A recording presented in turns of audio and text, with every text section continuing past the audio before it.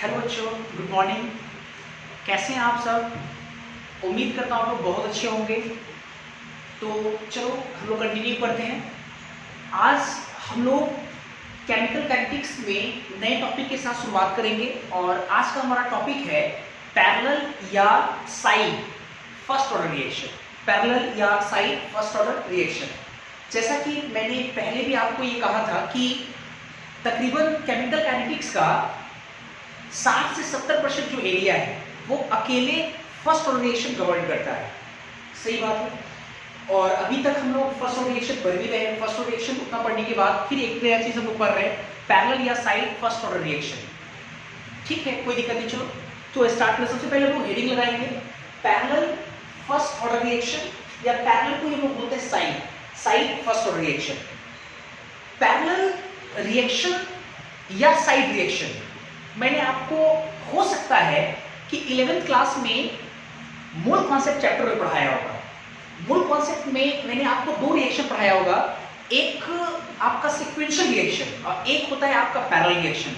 Sequential के लिए तो हम कंफर्म है कि सीक्वेंशियल रिएक्शन हमने आपको पढ़ाया है। सीक्वेंशियल रिएक्शन कुछ बैचेस में हो सकता है कि मैंने पैरेलल रिएक्शन या साइड रिएक्शन मैंने पढ़ाया होगा, कुछ बैचेस में हो सकता है मैंने नहीं पढ़ाया होगा। तो कोई दिक्कत नहीं, फिर से हम लोग सीखेंगे, यहाँ पे जानेंगे पैरेलल रिएक्शन क्या होता है। पहले तो ये समझते हैं कि पैरेलल फर्स्ट ऑर्डर रिएक्शन क्या होता है। तो ऐसा समझो, पैरेलल एक प्रकार का रिएक्शन है और फर्स्ट ऑर्डर रिएक्शन मतलब पैरेलल रिएक्शन में ओवरऑल ऑर्डर ऑफ रिएक्शन अगर एक के इक्वल हो जाए, एक के बराबर हो जाए, तो ऐसे पैरेलल रिएक्शन को हम लोग बोलेंगे parallel first order reaction. First order reaction तो क्लियर है, हम लोग पहले ही पढ़ चुके हैं। अब सवाल ये कि सर पैरेलल रिएक्शन क्या है। तो पैरेलल रिएक्शन अपने को सीखना है। तो पैरेलल रिएक्शन क्या है कि एक ही तरह के रिएक्टेंट से, सेम सेट ऑफ रिएक्टेंट, एक ही तरह का रिएक्टेंट हो और उससे अलग अलग रिएक्शन के माध्यम से अलग अलग प्रोडक्ट का फॉर्मेशन हो। मतलब अलग अलग प्रोडक्ट बने अलग अलग रिएक्शन से, लेकिन रिएक्टेंट का नेचर क्या हो, सेम हो। सेम सेट ऑफ रिएक्टेंट्स को लेकर के अगर हम लोग अलग अलग रिएक्शन से अलग अलग प्रोडक्ट का फॉर्मेशन कर ले, तो ऐसे रिएक्शन को हम लोग क्या बोलते हैं, पैरेलल या साइड रिएक्शन। क्या बोलेंगे, पैरेलल या साइड रिएक्शन। और उस रिएक्शन का ओवरऑल ऑर्डर ऑफ रिएक्शन अगर एक के बराबर हो तो वैसे रिएक्शन को हम लोग बोल सकते हैं, वैसे पैरेलल रिएक्शन क्या बोल सकते हैं, पैरेलल फर्स्ट ऑर्डर रिएक्शन। जैसे देखते हैं हमने क्या लिखा, हमने यहाँ पे लिखा है कि when more than one product, एक से ज्यादा product are form from same set of reactant, एक ही तरह का रिएक्टेंट हो और from different reaction, same set of reactants हो लेकिन अलग अलग रिएक्शन से, तो वैसे रिएक्शन को क्या लिखे, इज कॉल्ड पैरेलल रिएक्शन या side reaction. And overall order of this reaction is equal to 1 is called parallel या साइड फर्स्ट ऑर्डर रिएक्शन। ऐसा हमने यहाँ पे लिखा है। ठीक है, तो आसान तो है। मैंने बोला रिएक्टेंट सेम हो, अलग अलग रिएक्शन से एक डिफरेंट तरह का प्रोडक्ट का फॉर्मेशन हो, अलग अलग प्रोडक्ट का फॉर्मेशन, तो ऐसे रिएक्शन को हम लोग क्या बोलते हैं, पैरेलल रिएक्शन। तो ऐसे काम नहीं चलेगा, एग्जांपल लगा के। तो हम लोग पहले पढ़ेंगे examples of parallel reaction. Parallel reaction के एग्जांपल्स को देखते हैं। एग्जांपल्स फर्स्ट, एक दो एग्जांपल देखते हैं। जैसे अगर हमको CO2 बनाना है, कार्बन डाइऑक्साइड, तो आप क्या लाओगे, रिएक्टेंट का सेट क्या लाओगे, हम लाएंगे कार्बन C प्लस O2। तो इससे हमारा क्या बन जाएगा, carbon dioxide CO2, carbon dioxide बन जाएगा। और अगर मानो कि हमें कार्बन मोनोऑक्साइड बनाना है, CO बनाना है, तो उसके लिए आप क्या लाओगे, उसके लिए भी हम C और O2 ही लाएंगे, C प्लस O2। तो इससे हमारा क्या बनेगा, CO। यहाँ पे बैलेंस करने के लिए हाफ लगा देंगे। आप देख सकते हो कि ये दोनों रिएक्शन जो है मिलकर के एक पैरेलल रिएक्शन का काम कर रहा है। कैसे, दो अलग अलग रिएक्शन है, दो अलग अलग प्रोडक्ट है, लेकिन रिएक्टेंट का नेचर कैसा है, सेम सेट ऑफ रिएक्टेंट से अगर अलग अलग रिएक्शन के माध्यम से अलग अलग प्रोडक्ट का फॉर्मेशन हो, तो वैसे रिएक्शन को हम लोग क्या बोलते हैं, पैरेलल रिएक्शन। तो ये पैरेलल रिएक्शन का एग्जांपल हो गया। एक और मैं आपको दिखाता हूं, एग्जांपल 2। जैसे अगर मान लो कि हमको वाटर का फॉर्मेशन करना है, H2O, तो H2O का अगर फॉर्मेशन करना है तो हाइड्रोजन और ऑक्सीजन चाहिए, तो हम क्या लाएंगे, H2 प्लस O2। तो इससे क्या मिलेगा हमको, H2O। से ये H2O मिलेगा। और अगर हमको H2O2 हाइड्रोजन पेरोक्साइड का फॉर्मेशन करना है, हमें क्या फॉर्मेशन करना है, H2O2, तो इसके लिए क्या करना पड़ेगा, इसमें भी देखो H और O है, तो हमको इसके लिए भी क्या लाना पड़ेगा, H2 प्लस O2 लाना पड़ेगा। रिएक्शन बैलेंस करते हैं, यहाँ पे हाफ लगेगा, आप देख सकते हो। तो ये दोनों भी एक साथ मिलकर के पैरेलल रिएक्शन का काम कर रहा है। सेम सेट ऑफ रिएक्टेंट से अलग अलग रिएक्शन के माध्यम से अलग अलग प्रोडक्ट का फॉर्मेशन हो रहा है। यहाँ भी सेम सेट ऑफ रिएक्टेंट से अलग अलग रिएक्शन के माध्यम से डिफरेंट प्रोडक्ट का फॉर्मेशन हो रहा है। तो ऐसे रिएक्शंस को हम लोग क्या बोलते हैं, पैरेलल या साइड रिएक्शन बोलते हैं। ये आपका पैरेलल या साइड रिएक्शन। अच्छा, इसको लिखने का एक और तरीका है, जैसे ये जो आपने यहाँ पे लिखा है, इसको लिखने का एक और तरीका है। तरीका वो ये है, रिएक्टेंट तो सेम है C+O2, तो एरो एक इधर लगा करके एक ये प्रोडक्ट लिख देंगे CO2, एक दूसरा प्रोडक्ट आप CO, ऐसे लिख सकते हैं इसी चीज को, C+O2 से CO2 CO। इसको उसी तरह से हम ऐसे भी लिख सकते हैं, या करके H2 प्लस O2 से H2O, एक एरो लगा करके H2O2। तो ये आपका क्या होगा, पैरेलल या साइड रिएक्शन। अब देखो पैरेलल या साइड रिएक्शन पर लेने से आपको तब फील नहीं आ रहा कि सर ये क्या है, मतलब क्या ये C+O2 से CO2 भी बनता है और C+O2 से CO भी बन रहा है, तो अंतर क्या है इसमें? देखो अंतर ये है कि जैसे बच्चे आप ये सोच रहे हो कि सर एक साथ क्यों नहीं लिखते हम, एक साथ मतलब ये C+O2 से CO2 plus CO, H2 plus O2 से H2O प्लस H2O, ऐसा क्यों नहीं लिखते हैं? तो देखो ऐसा एक बड़ा रीजन है हम जिसके कारण नहीं लिख सकते हैं। वो रीजन क्या है मैं आपको समझाता हूं। जैसे कोई अगर रिएक्शन होता है, कोई रिएक्शन जैसे मान लो कि A प्लस B से C प्लस D का फॉर्मेशन लिखा हुआ है, A प्लस B से C और D बन रहा है, तो इसका मतलब ये हुआ कि A का एक मोल B के एक मोल के साथ रिएक्ट किया ना, तो C के एक मोल और D के एक मोल का फॉर्मेशन किया। ठीक है, बराबर, ये तो आपको समझ में आ रहा होगा।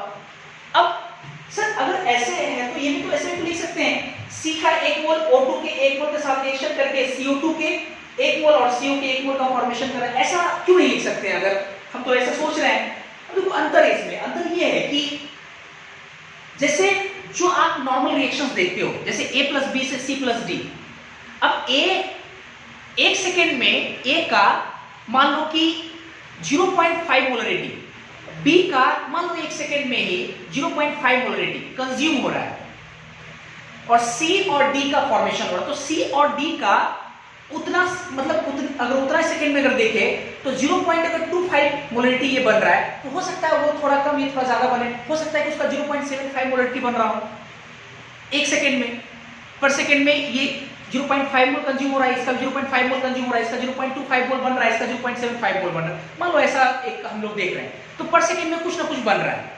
लेकिन इसमें देखो पैरेलल रिएक्शन में क्या होता है कि जैसे आप दो चीज को कंबाइन कराएं, जैसे C प्लस O2 को कंबाइन कराएं, तो आपको CO2 लगातार बन रहा है, लेकिन CO जो है कभी कभी बन रहा है। मतलब ये कहना चाह रहे हैं हम कि C प्लस O2 से कंबाइन करके CO2 जो बन रहा है वो थोड़ा जल्दी जल्दी बन रहा है आपका, जैसे जैसे C और O2 खत्म हो रहा है वैसे वैसे आपका CO2 बन रहा है। लेकिन बहुत लंबे समय के बाद या कुछ टाइम इंटरवल के बाद आपका C और O2 कंबाइन होकर के CO बना रहा है। तो मेरा ये कहने का मतलब ये हुआ कि CO2 का फॉर्मेशन का जो रेट है और CO के फॉर्मेशन का जो रेट है वो बहुत ज्यादा डिफरेंट है, बहुत ज्यादा अलग है उन दोनों में, जिसके कारण हम उसको बोल सकते हैं साइड रिएक्शन बोल सकते हैं। मतलब साइड रिएक्शन ये कि C प्लस O2 से CO2 तो लगातार मिल रहा है, बन रहा है, लेकिन साइड में आपका CO भी बन रहा है। तो CO2 प्लस CO हम एक साथ तब लिख सकते थे जब CO2 और CO के बनने का रेट तकरीबन सेम होता। जैसे जैसे CO और O2 कंज्यूम हो रहा है वैसे वैसे CO2 और CO बन रहा है। आप थोड़ा सा केमिस्ट्री से हटकर आपको मैं समझाता हूं। जैसे आप ये समझो कि जैसे मान लो कि एक आटा चक्की का मशीन है, उसमें हम लोग गेहूं डालते हैं, गेहूं आपका रिएक्टेंट है। तो मान लो कि उस मशीन में फीचर्स ऐसे बना हुआ है कि एक तरफ से जब हम लोग गेहूं डाल रहे हैं, एक तरफ से मान लो कि आपका आटा निकल रहा है और दूसरी तरफ से मान लो भूसी निकल रहा है। तो जैसे जैसे आटा निकल रहा है वैसे वैसे भूसी, हाँ एक बात तय है कि आटा के अमाउंट ज्यादा निकल रहा होगा लेकिन भूसी के अमाउंट कम निकल रहा होगा। तो इसके साथ साथ इसका भी तो कुछ अमाउंट बन रहा है, तो ये आपका हो जाएगा, क्या बोल सकते हैं इसको हम लोग बोल सकते हैं गेहूं से आटा प्लस भूसी। मतलब गेहूं से आटा प्लस भूसी, ये एक रिएक्शन हम लिख सकते हैं।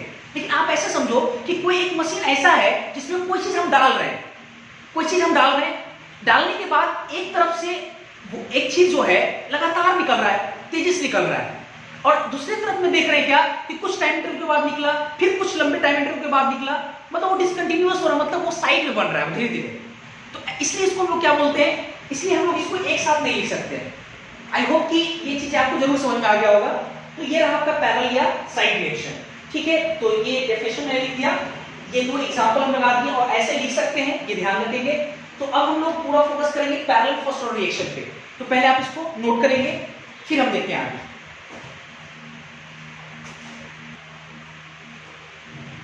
इसके बाद चलो हम लोग देखते हैं पैरेलल या साइड फर्स्ट ऑर्डर रिएक्शन। तो एक अपने मन से general parallel first order reaction consider करते हैं। तो लिखेंगे हम लोग consider a general parallel first order reaction, ठीक है। तो कैसे लिखेंगे, जैसे रिएक्टेंट तो चलो ए ले लीजिए, एक रिएक्टेंट और एक रिएक्टेंट से दो तरह का अलग अलग प्रोडक्ट मिल रहा है, दो अलग अलग रिएक्शन से। तो मान लो एक रिएक्शन ये आपका हुआ जिससे हमको बी मिल रहा है, और एक रिएक्शन ये जिससे हमको सी मिल रहा है, ठीक है।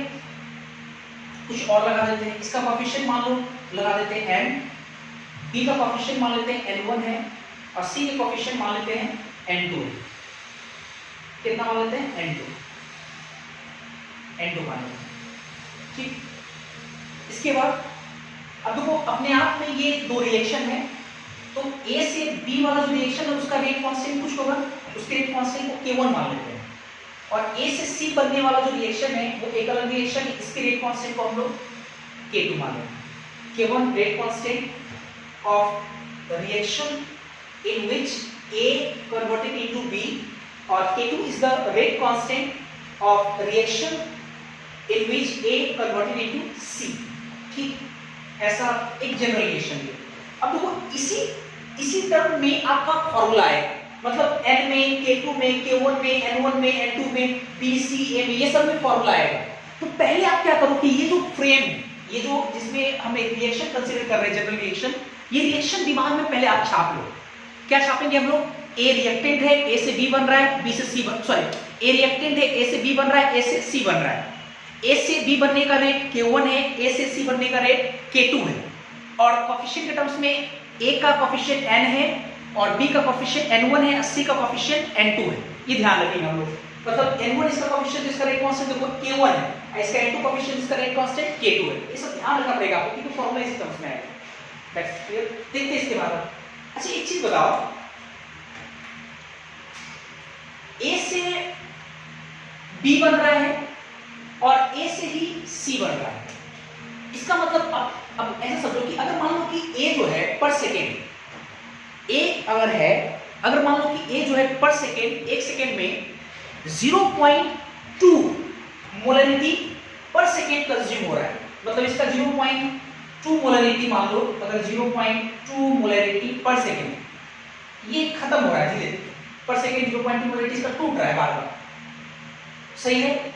और चूंकि A से ही B बना, A से ही C बना, तो B मान लो कि 0.15 मोलरिटी पर सेकेंड ये बढ़ रहा है, 0.15 मोलरिटी पर सेकेंड ये बढ़ रहा है, सही है। तो इसका मतलब कि ये पर सेकेंड कितना बढ़ रहा होगा, ये आपका पर सेकेंड 0.05 मोलरिटी बढ़ रहा होगा पर सेकेंड, नहीं। तो आप ऐसे थोड़ा समझो ना, हमको A का डिसअपियरेंस लिखना है, A का डिसअपियरेंस, तो A का जो डिसअपियरेंस होगा, मतलब जो टूटने का जो रेट होगा इसका, वो इधर भी टूट रहा है और कुछ अमाउंट इधर भी टूट रहा है, मतलब इस रिएक्शन का डिसअपियरेंस और इस रिएक्शन में A का डिसअपियरेंस, इस रिएक्शन में A का डिसअपियरेंस, इस रिएक्शन के माध्यम से A का डिसअपियरेंस, दोनों को जोड़ देंगे तो ओवरऑल डिसअपियरेंस ऑफ A निकल जाएगा हमारा। तो हमको ये काम करना है। तो देखो जरा ऐसे करते हैं, दो रिएक्शंस में इसको फर्स्ट रिएक्शन नाम दो और इसको दो नाम दो, ठीक है। तो फ्रॉम रिएक्शन 1 रिएक्शन मोड आपका क्या है? रिएक्शन मोड अगर देखें तो ये Na रेट कांस्टेंट इसका K1 है और ये किस में जा रहा है? N1B में जा रहा है, N1B में। इस रिएक्शन का अगर वो रेट लिखना है तो रेट R बोलते हैं, 1 लगा देते हैं।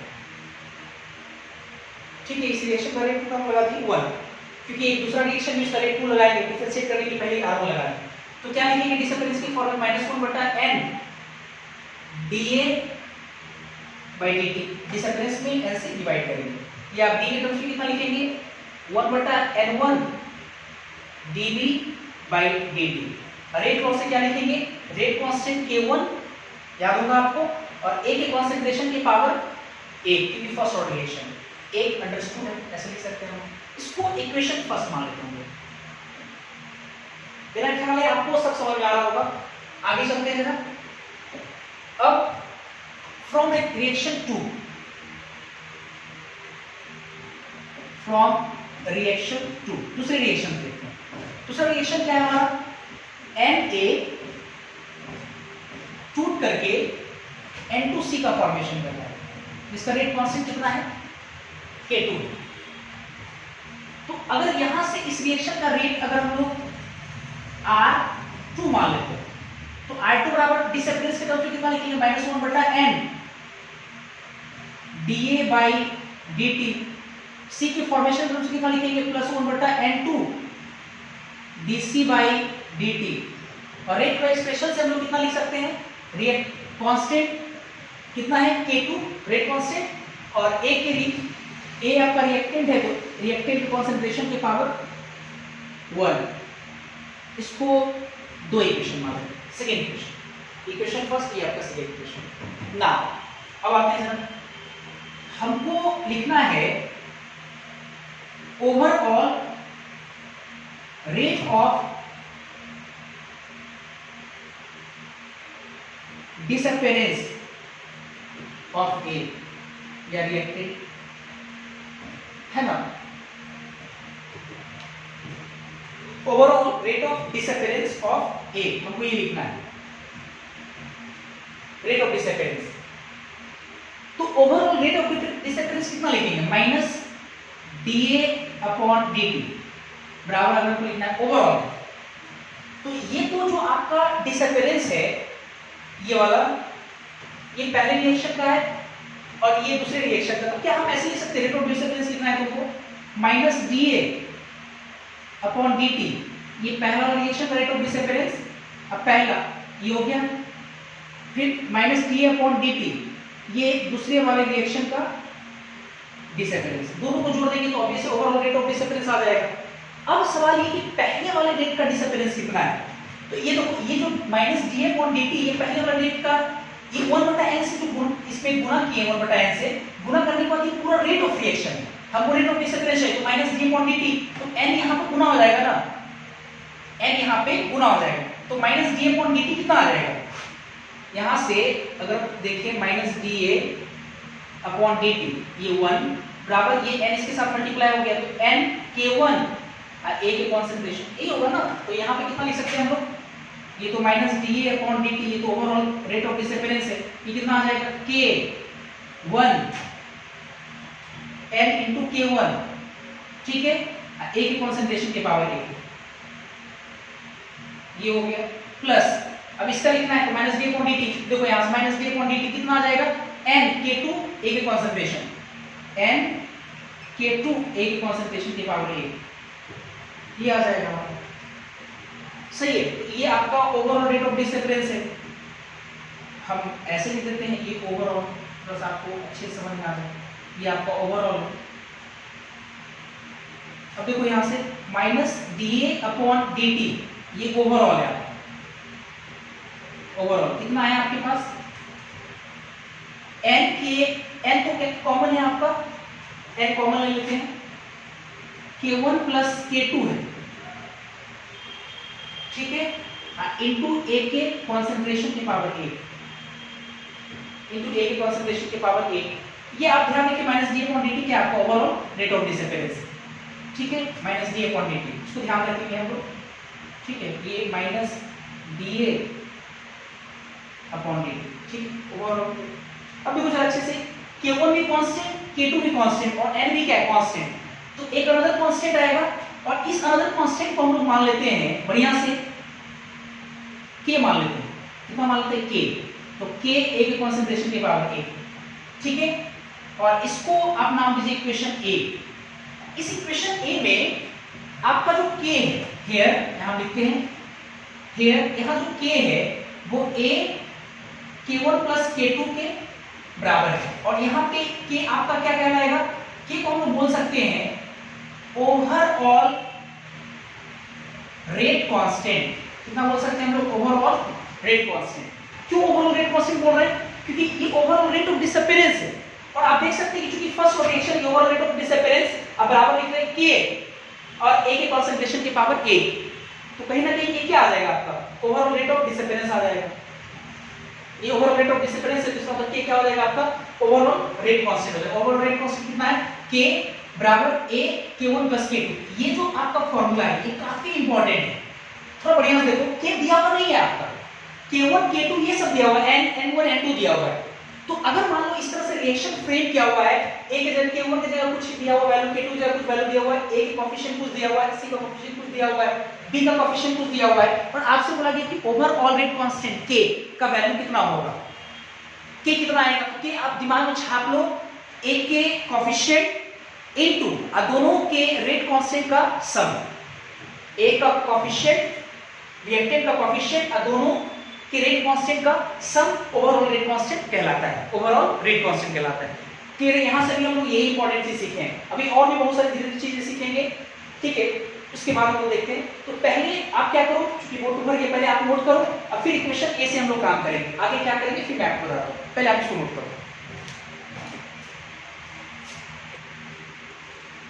अब हम लोग चूंकि पैरेलल फर्स्ट रोटेशन पढ़ रहे हैं, तो इसमें हम लोग किसी भी टाइम t पे रिएक्टेंट A का कंसंट्रेशन कितना होता है, किसी भी टाइम t पे B जो कि आपका प्रोडक्ट है उसका कंसंट्रेशन क्या होता है, C का कंसंट्रेशन क्या होता है, इन सारी चीजों पे हम लोग काम करेंगे। तो सबसे पहले जो आपका इक्वेशन A आया, हम लोग लेते हैं पहले from equation A। Equation A क्या है आपका, ओवरऑल डिसअपीयरेंस है माइनस d अपॉन dt, ये ओवरऑल है बराबर कितना है k overall rate constant into a के कंसंट्रेशन के पावर k, और ये सब इसको इंटीग्रेट करेंगे तो हमारा काम बन जाएगा a का concentration eight any time t आ जाएगा। अब देखो लिखते हैं यहां पे टेकिंग ऐसे नहीं, पहले इसको थोड़ा सा एक चीज देखो, a का कंसंट्रेशन वेरिएबल होगा, वेरी करेगा टाइम के साथ, t भी आपका वेरिएबल है, तो ऐसा करो कि दोनों को पहले एक तरफ रख लो, पहले जो एक प्रकार का जो आपका वेरिएबल है उसको एक तरफ और दूसरा वेरिएबल ऐसा, तो ऐसे लिखते -1 बटा a का कंसंट्रेशन, इसको इधर ले आए माइनस रहने दिए और d ये k ये d। अब लगाते हैं इंटीग्रेशन, मेरा ख्याल है कि ऐसा इंटीग्रेशन हम लोग पढ़े नहीं, टेकिंग इंटीग्रेशन बोथ साइड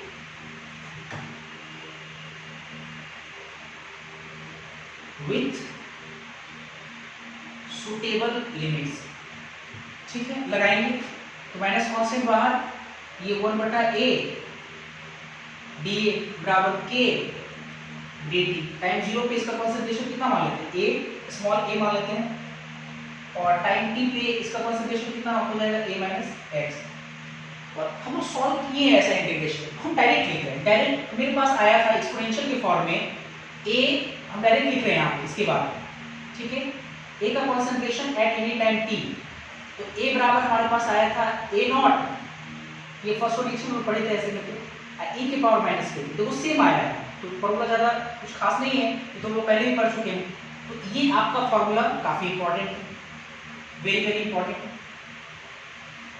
अब देखो एक चीज़ है, जैसे ये आपका होता है first reaction rate constant, first reaction rate constant, तो यहाँ पे जो k होगा आपका k, ये ओवरऑल रेट कांस्टेंट होगा, और k कितने के बराबर होगा, n k1 प्लस k2। देखो ये सब अंतर है, k डायरेक्ट नहीं दिया है, क्योंकि k हम लोग पहले ही पढ़ चुके हैं, k कितने के बराबर होता है, a का coefficient small n k1 plus k2, दोनों के रेट कांस्टेंट का सम के साथ गुणा करेंगे, ये हो जाएगा। क्लियर है? टी तो टाइम दिया रहेगा, ए नॉट मतलब इनिशियल कॉन्सेंट्रेशन, और ये जो आपका ए है ये कॉन्सेंट्रेशन ऑफ रिएक्टेंट, ए मतलब रिएक्टेंट है एट एनी टाइम टी। ठीक है, ये तो पहले ही पढ़ चुके हैं। चलो अब इसमें कुछ नया तो है नहीं। अब तो अपने को ठीक है, ए का कॉन्सेंट्रेशन तो याद रहेगा एट एनी टाइम टी, ए बराबर ए नॉट ई के पावर माइनस के टी। हाँ, के याद रखेंगे, के बराबर ए, सॉरी ए बोल रहे हैं, गलत बोले, के बराबर एक का कॉफिशिएंट मतलब एन, और दोनों रिएक्शन के रेट कांस्टेंट का सम के साथ गुणा करेंगे, ये ध्यान रखना, ये इंपॉर्टेंट है। चलो इसके बाद देखते जरा नाउ, अब हमको बी का concentration eight any time T निकालना है, बी का कॉन्सेंट्रेशन। तो बी का कॉन्सेंट्रेशन अगर निकालना है तो आप इक्वेशन 1 याद करो, 1 इक्वेशन फर्स्ट में 1/n1 dV/dt बराबर रहा होगा K1 और एक कॉन्सेंट्रेशन के पावर 1 मतलब ए का कॉन्सेंट्रेशन। याद होगा आपको, ये कहां से आए? फ्रॉम इक्वेशन 1 से, फ्रॉम इक्वेशन 1। इक्वेशन 1 लगाए 1/n1 dV/dt बराबर K1 ए का कॉन्सेंट्रेशन, क्योंकि बी का कॉन्सेंट्रेशन कहां थी इसलिए। अच्छा अब क्या करें, एक चीज देखो, इसमें एक प्रॉब्लम है। अब इसको इंटीग्रेट करके हम बी का कॉन्सेंट्रेशन तुरंत फाइंड आउट नहीं कर सकते। क्यों नहीं कर सकते आप ऐसे समझो, यहाँ पे 3 वेरिएबल है, बी का कॉन्सेंट्रेशन भी वेरी करेगा टाइम के साथ, टाइम खुद वेरिएबल है, ए भी वेरिएबल है। तो आपको करना क्या होगा यहाँ पे कि इन 3 वेरिएबल को किसी भी तरह से 2 वेरिएबल में लाना पड़ेगा। तो 2 वेरिएबल कैसे आ जाएगा? अगर हम ये जो आपका dV/dt है बराबर ये n1 का गुणा हो गया n1 K1, एक concentration eight any time t हम लोग पढ़ेंगे कितना, a नॉट e की पावर माइनस k।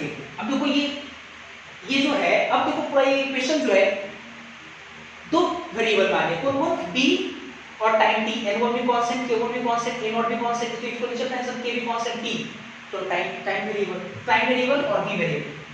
अब क्या करते हैं, ये कहां से है, इसको थोड़ा लिख देते हैं यहाँ पे, यहाँ से, ये तो आपको पता चल जाएगा ये कहां से है, ठीक वो ध्यान रखिएगा। ए और dv बराबर कितना लिखेंगे आप लोग, dv बराबर हम लिख सकते हैं ये n1 k1 a का कॉन्सेंट्रेशन e के पावर माइनस kt, ये dv।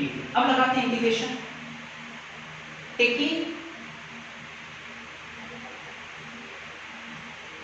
इंटीग्रेशन बोथ साइड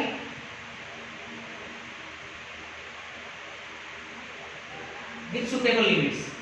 एक सुटेबल लिमिट्स के साथ हम लोग क्या करते हैं, इसको इंटीग्रेट करते हैं। इंटीग्रेशन dv, ये कांस्टेंट है n1 k1 a का कॉन्सेंट्रेशन इनिशियल, और ये e के पावर माइनस kt, ये dv। ठीक है, अब लिमिट्स लगाते हैं जरा, लिमिट्स लगाते हैं। तो इधर टाइम है, टाइम 0 पे b का कॉन्सेंट्रेशन कितना होगा, 0। टाइम t पे टाइम अगर 0 लेंगे तो b का कॉन्सेंट्रेशन कितना होगा, 0। और अगर टाइम t लिए t, तो b का कॉन्सेंट्रेशन टाइम t पे कितना होगा, b होगा, d ये होगा ना। अब चलो लगाते हैं, dv का इंटीग्रेशन dv हो जाएगा, अपर लिमिट d और लोअर लिमिट 0, बाद में पुट करेंगे। ये n1 k1 a नॉट जिसका तस्वीर ले देते हैं, और e के पावर माइनस kt का इंटीग्रेशन करना है। कितने लोग e के पावर माइनस kt का इंटीग्रेशन जानते हो? जैसे थोड़ा सा मैं आपको एक करता हूं, जैसे आप लोग पढ़ेंगे इंटीग्रेशन ऑफ e के पावर x dx बराबर ex लिखा है, और अगर e के पावर kx है और dx, अगर इसका इंटीग्रेशन करते हो तो जो भी x के साथ गुणा में आएगा ना वो भागा में चला जाता है, मतलब e के पावर kx ही होगा, भागा में कौन चला जाएगा, k आ जाएगा, ये इसका इंटीग्रेशन। तो अब देखो e के पावर माइनस kt है और dt कर रहे हैं, तो अब ये से माइनस k देखो क्या है, गुणा में है t के साथ, तो ये माइनस के नीचे भागा हो जाएगा, मतलब मेरे को लगता है आएगा क्या हमारे पास, मतलब e की power minus kt divided by minus k, और upper limit T, lower limit T, ऐसे करके रख दिया। सही है। चलो इसके बाद फिर आगे बढ़ते हैं। अब ये बी का कॉन्सेंट्रेशन और -0, upper limit B, lower limit 0 put कर दिए, तो ये हमारे पास आ गया बराबर के को बाहर ले आता, तो ये कितना हो गया N1 K1 K और ये N0। हम सरिया करके आपको याद भी करा देंगे, आप बस थोड़ा देखते रहो कैलकुलेशन। और फिर अब क्या करें, अब इसमें lower limit put sorry upper limit पहले पुट करते हैं। तो अपर लिमिट पुट करेंगे तो कितना होगा, पहले से माइनस लगा हुआ है e के पावर माइनस के टी, अब माइनस माइनस लगाएंगे और माइनस चूंकि पहले से है तो वो माइनस माइनस कितना हो जाएगा प्लस, और 0 पुट करेंगे e के पावर माइनस के टी, 0 पुट करेंगे e के पावर 0, किसी भी संख्या के पावर 0 मतलब 1, कितना आ जाएगा हमारे पास माइनस e के पावर माइनस के टी प्लस 1। तो देखो b का जो कॉन्सेंट्रेशन है बढ़िया से बराबर हमारे पास आया N1 K1 a का कॉन्सेंट्रेशन बटा k 1 माइनस e के पावर माइनस के टी, ये आया हमारे पास। और ये फॉर्मूला बहुत इंपॉर्टेंट है, वेरी वेरी इंपॉर्टेंट। क्यों, ये क्या है आपका, ये है concentration of B at any time T, किसी भी टाइम टी पे बी का कॉन्सेंट्रेशन। देखो कितना आसान है, आराम से। जैसे देखो कैसे याद रखे, तो फ्रेम रिएक्शन का फ्रेम हम लोग याद किए थे एन ए से N1 B और N2 C ऐसे याद किए थे। तो देखो B का जो कॉन्सेंट्रेशन है, B का कोफिशिएंट N1 B जो रिएक्शन था उस रिएक्शन का rate constant K1, initial concentration A बटा overall rate constant K, bracket के अंदर वो 1 माइनस e के पावर माइनस k। अब देखो सिमिलरली अगर आप C को भी अगर इसी तरह ट्रीट करोगे, अगर इक्वेशन के 1 लिया है, अगर इक्वेशन 2 लोगे तो C का कॉन्सेंट्रेशन कितना करने पे आएगा, और C का कॉन्सेंट्रेशन थोड़ा बुद्धि लगाओ, C का कॉन्सेंट्रेशन इसी का उसमें आएगा, ऐसे ही आएगा, बिल्कुल यही चीज आएगा। अंतर क्या होगा, जहां N1 है वहां पे क्या होगा N2 होगा, क्योंकि C का कोएफिशिएंट N2 है, और C जिस रिएक्शन कर रहा है उस रिएक्शन का रेट कांस्टेंट K2 है। A0 ये तो उतना ही रहेगा, ओवरऑल रेट कांस्टेंट K उतना ही रहेगा, ये 1 माइनस e के पावर माइनस k, ये इतना ही रहेगा। तो ये देखो C का concentration eight any time t आ जाएगा, ये भी वेरी वेरी इंपॉर्टेंट। ये आपका C क्या है, concentration of C at any time t, किसी भी टाइम t पे C का कॉन्सेंट्रेशन इतना हो जाएगा। तो देखो बड़ा आसान है, इजी है, याद रखना। रिएक्टेंट A का concentration eight any time t बराबर A बराबर A0 e के पावर माइनस k, ये तो शुरू से याद रहता है। B का कॉन्सेंट्रेशन चाहिए तो B का कोएफिशिएंट N1, B जिस रिएक्शन से बन रहा है उसका rate constant K1, initial concentration A0, नीचे में ओवरऑल रेट कांस्टेंट K, अब ब्रैकेट के अंदर 1 माइनस e के पावर माइनस k। C भी उसी तरह से, C का कोएफिशिएंट N2 K2, A का कॉन्सेंट्रेशन इनिशियल वाला A0 divided by over rate constant K, अब ब्रैकेट के अंदर 1 माइनस e के पावर माइनस k। थोड़ा देखो सेम है, याद रखिए सॉलिड मिलेगा। तो ये B और C का कॉन्सेंट्रेशन निकाल लो। इसके बाद फिर आगे बात करते हैं, अभी और लगेगा इसमें समय।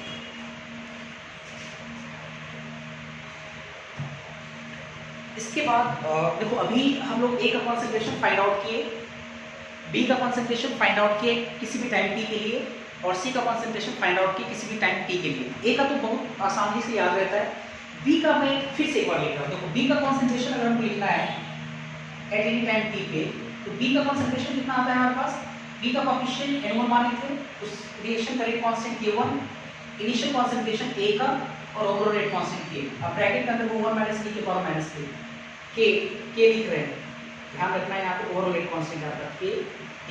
उसी प्रकार C का concentration eight any time t पे, ये N2 K2 A0 bye K और ब्रैकेट के अंदर 1 माइनस e के पावर माइनस k। ठीक है, किताब का एक लाइन में कहूंगा, किताब में एक लाइन लिखा हुआ है कि पैरेलल फर्स्ट ऑर्डर रिएक्शन में प्रोडक्ट B और C जो आपका प्रोडक्ट है, उन दोनों प्रोडक्ट के कॉन्सेंट्रेशन का रेशियो किसी भी टाइम t पर जो प्रोडक्ट का कॉन्सेंट्रेशन का जो रेशियो है वो कांस्टेंट होता है। अब ये सवाल ये नहीं समझ आ रहा, कांस्टेंट का मतलब नहीं समझ में आ रहा है। जैसे ऐसे समझ लो, अभी जो बी का कॉन्सेंट्रेशन है वो टाइम पे देखो डिपेंड कर रहा है, टाइम पे, टाइम वेरिएबल है। बी का कॉन्सेंट्रेशन किसी भी टाइम टी पे निकालना है तो आपको टाइम पता होना चाहिए ना, क्योंकि अलग अलग टाइम पे बी का कॉन्सेंट्रेशन वेरी करेगा। सी का कॉन्सेंट्रेशन किसी भी टाइम पे निकालना है तो अलग अलग टाइम पे टी अलग अलग लेंगे तो सी का कॉन्सेंट्रेशन अलग अलग आएगा। लेकिन जब इन दोनों का रेशियो देखोगे, रेशियो, तो हर टाइम से इंडिपेंडेंट हो जाएगा, मतलब दोनों का जो रेशियो है वो कांस्टेंट होता है, ऐसा किताब लिखता है। अब देखो कैसे आएगा कांस्टेंट, आप इन दोनों को डिवाइड करो, ठीक है। अब जैसे इन दोनों को डिवाइड करोगे तो ये B का concentration eight any time t अब बटे C का concentration eight any time t, तो B का concentration eight any time t कितना है, N1 K1 A0 by K और 1 माइनस e के पावर माइनस k A है, और बड़े से ब्रैकेट में बटा लगाते हैं। उसके बाद C का कॉन्सेंट्रेशन कितना है, N2 K2 A0 K और 1 माइनस e के पावर माइनस k, तो ये कैंसिल हो गया आपका, K से K कैंसिल हो गया, A से A कैंसिल हो गया। आप देख सकते हो जो B का कॉन्सेंट्रेशन है, C का कॉन्सेंट्रेशन है, वो कितने के बराबर है, N1 K1 और N2 K2। आप साफ देख सकते हो कि जो B का कॉन्सेंट्रेशन है और C का जो कॉन्सेंट्रेशन है एट एनी टाइम t, दोनों का रेशियो कांस्टेंट के बराबर है, क्योंकि N1 भी कांस्टेंट, K1 भी कांस्टेंट, N2 भी कांस्टेंट, K2 भी कांस्टेंट, तो N1 K1 N2 K2। अब ये लंबे समय तक आपको याद रखना है, क्योंकि इसी में क्वेश्चन आता है। कैसे याद रखेंगे, अब देखो ना जरा, B का concentration eight any time t बटा C का concentration eight any time t, B by C, तो B का कोएफिशिएंट N1 है, B जिस रिएक्शन से बना उसका rate constant K1, N1 K1, C C का कोएफिशिएंट N2 है, C जिस रिएक्शन से बना उसका रेट कांस्टेंट K2 है, तो N1 K1 बटा N2 K2। काफी आसान रहेगा याद रखने। अच्छा एक चीज और, अगर मान लो गैसेस फेज में रिएक्शन हो रहा है, तो गैसेस फेज रिएक्शन में वॉल्यूम और टेम्परेचर क्या होता है, constant, at constant volume and temperature. तो आपको पता होगा कि कॉन्सेंट्रेशन जो C होता है ये डायरेक्टली प्रोपोर्शनल हो जाता है किसके, पार्शियल प्रेशर P के हो जाता है। तो इसका मतलब आप ये भी बोल सकते हो कि B का concentration eight any time t बटे C का concentration eight any time t, या पार्शियल प्रेशर ऑफ B बटे partial pressure of C eight any time t पे बराबर होगा N1 K1 बटा N2 K2। वेरी इंपॉर्टेंट, काफी ज्यादा इंपॉर्टेंट है, ध्यान रखना पड़ेगा है ना, ये जो फ्रेम है वो बहुत ज्यादा इंपॉर्टेंट है। तो चलो देखते हैं जरा B का कॉन्सेंट्रेशन, C का कॉन्सेंट्रेशन, तो एक लाइन यहां लिख देते हैं इस प्रकार, hence the ratio of concentration या partial pressure of product B and C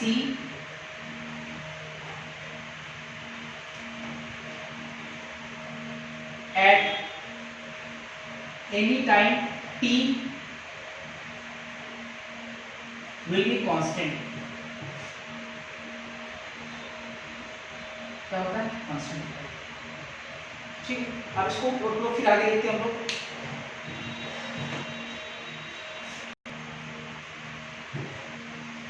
इसके बाद थोड़ा और देखते हैं, जैसे अगर हम at the end of reaction की बात करें, नाउ इसी में भी इनको देख रहे हैं, at the end of reaction,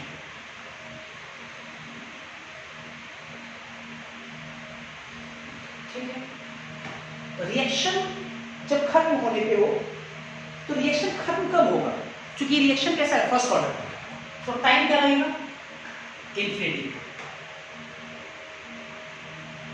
time infinity लगेगा। तो B का जो कॉन्सेंट्रेशन है बढ़िया से, और किसी भी टाइम t पे वो कितना था आपका, किसी भी टाइम t पे कितना, N1 K1 A0 बटे K और 1 माइनस e के पावर माइनस KT, ए ना। तो अगर हमको इनफिनाइट पे चाहिए, B इन्फिनिटी टाइम पे चाहिए, तो K इन्फिनिटी रखेंगे, तो T इन्फिनिटी रखेंगे, थोड़ा बढ़िया देखो, e के पावर माइनस KT है, तो 1 बटा e के पावर KT लिख सकते हैं। टी इन्फिनिटी, ई की पावर इन्फिनिटी इन्फिनिटी होता है, 1 बटा इन्फिनिटी मतलब 0, तो 1, मतलब यही बचेगा हमारे पास, कितना बचेगा इन्फिनिटी पे n1 k1 a0 बटे k। कैसे भी देखो यार, तुमको दिक्कत होगा, ये 1 माइनस e की पावर माइनस kt, 1 बटा e की पावर kt लिख सकते हैं, kt t कितना है इन्फिनिटी, यही है e की पावर इन्फिनिटी, पढ़े होंगे आप लोग, e की पावर इन्फिनिटी कितना होता है, इन्फिनिटी समथिंग बटा इन्फिनिटी 0, पढ़े होंगे समथिंग बटा इन्फिनिटी 0, तो ये 1 माइनस 0 1 ही बचेगा, n1 k1 a0 बटे k, ये बचेगा। सिमिलरली क्या करें हम लोग, c का कॉन्सेंट्रेशन एट इन्फिनिटी अगर हमको चाहिए तो n2 k2 a0 बटे k, यही आएगा ना। At the end of reaction b और c का कॉन्सेंट्रेशन हम लोग इस तरह से निकाल रहे हैं, इस तरह से आएगा हमारा, ठीक है। At the end of reaction आपको रखना नहीं है, आप b और c का कॉन्सेंट्रेशन आप आराम से याद रखिए, और जैसा जैसा कंडीशन दिया रहेगा उसके हिसाब से आप उसको आराम से कर सकते हो। लिमिट्स वगैरह आप जानते होंगे, लिमिट्स का इसमें यूज किया गया। फिर देखो जरा, तो अगर हमको चाहिए परसेंटेज, अगर हमको चाहिए परसेंटेज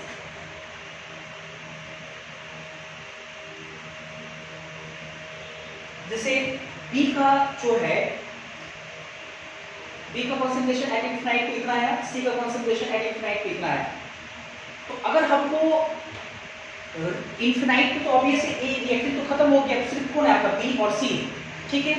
अगर हमको इनफिनाइट पर b का परसेंटेज निकालना है, परसेंटेज कॉन्सेंट्रेशन, परसेंटेज वैल्यू निकालना है, मान लो percentage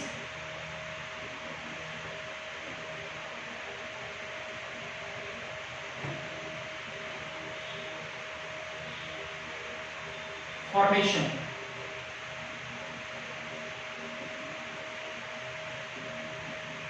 of B, percentage formation of B का कितना परसेंट फॉर्म कर रहा है इनफिनाइट टाइम पे, तो किसी का भी अगर आपको परसेंटेज निकालना है तो उसका बटा टोटल इनटू कितना करते हैं 100, तो इसका कितना है n1 k1 a0 बटा k,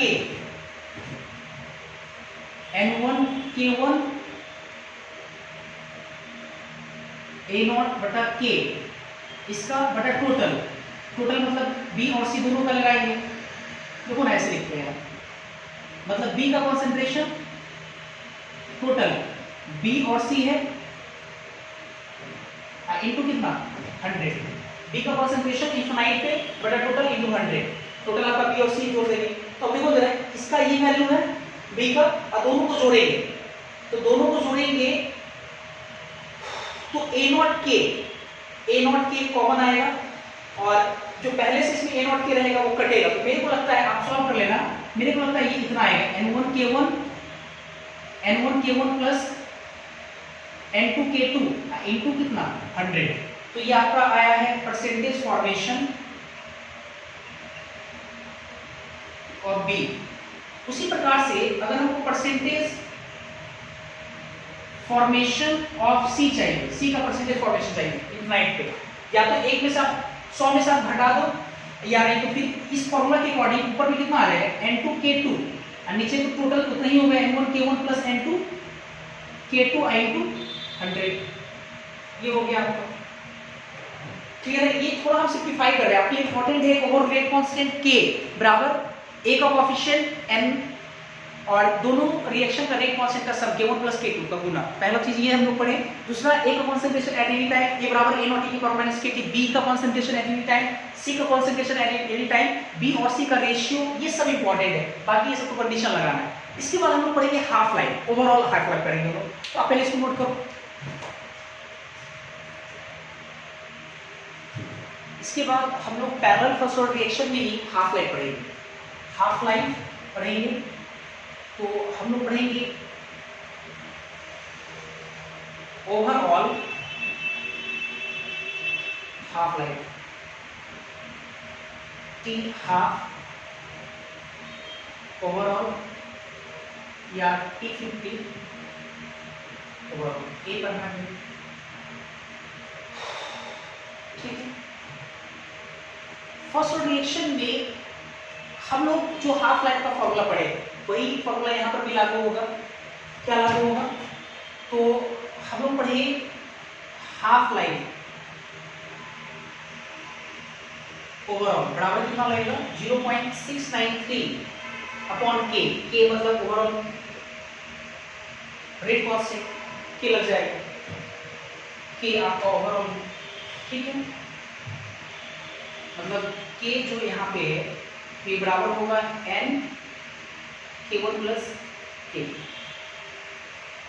तो k1 k2 n ये सब रख करके निकालेंगे तो आपका हाफ लाइफ ओवरऑल आ जाएगा। अच्छा, एक चीज और अगर हम k बराबर लिखें हाफ लाइफ के टर्म्स में, तो k बराबर हमारे पास कितना आ रहा है 0.693 अपॉन टी हाफ, या आप ऐसे देखो जरा, हमारे पास ऐसे लिख सकते हैं 0.693 टी हाफ ओवरऑल, मतलब इसको इधर लाएं इसको इधर ले चलिए, बराबर कितना है के। कई बार क्या होगा कि केवल के ना देकर के हाफ लाइफ दिया रहेगा, पहले वाले रिएक्शन का हाफ लाइफ, दूसरे वाले रिएक्शन का हाफ लाइफ, उससे आपको निकालना होगा, तो वो कैसे निकालेंगे इसी को हम आगे प्रोसीड करें। तो देखो के का जगह कितना लिख सकते हैं, ये तो पहले 0.693 लिख देते हैं अपॉन टी हाफ, ये ओवरऑल आपका है, ठीक है, बराबर कितना के की जगह कितना लिख सकते हैं a, और ये k1 प्लस k2 इतना लिखा हुआ है। देखो जरा ऐसे a तो चलो ठीक है कांस्टेंट है आपका, k1 क्या k1 को हम लोग पहले वाले रिएक्शन का एक कांस्टेंट है, तो हाफ लाइफ के टर्म्स इसको 0.693 और t हाफ फर्स्ट लिख सकते हैं कि नहीं पहले वाले रिएक्शन का, आप प्लस इसको 0.693 इसमें दूसरे वाले रिएक्शन का हाफ लाइफ है तो टी हाफ सेकेंड लिख सकते हैं। इसके बाद 0.693 ये कॉमन लेकर इसे काटेंगे तो हमारे पास कितना आएगा 1 बटा टी हाफ ओवरऑल बराबर आएगा a, कांस्टेंट है ब्रैकेट के अंदर में 1 बटा टी हाफ फर्स्ट पहला रिएक्शन का प्लस दूसरी वाला रिएक्शन का टी हाफ सेकेंड, ये हो जाएगा ना। तो ये देखो आपका फॉर्मूला है, ठीक है, ये आप इसी को याद रखो काम चल जाएगा, लेकिन थोड़ा सा कोशिश करके इस फॉर्मूला कैसे निकालेंगे ठीक है। तो इस तरह से आपका पैरेलल या साइड फर्स्ट ऑर्डर रिएक्शन खत्म होता है। अगली क्लास में हम लोग इस पे क्वेश्चन करेंगे, हालांकि आपके असाइनमेंट क्वेश्चन है, आप खुद से पहले एक बार ट्राई करो, थोड़ा सा आपको समय दिया जाना चाहिए खुद से बनाने के लिए, तो पहले आप उसको ट्राई करो और अगर नहीं बनता है तो फिर हम लोग इस पर काम करेंगे। एक बात ये भी ध्यान रखिए कि पैरेलल या फर्स्ट ऑर्डर रिएक्शन जो है ज़्यादातर आपके जेईई मेंस और एडवांस के लिए इंपॉर्टेंट है, आपके बोर्ड वगैरह में बहुत रेयर आता है, नहीं के बराबर आता है। तो आज के लिए इतना ही, थैंक यू।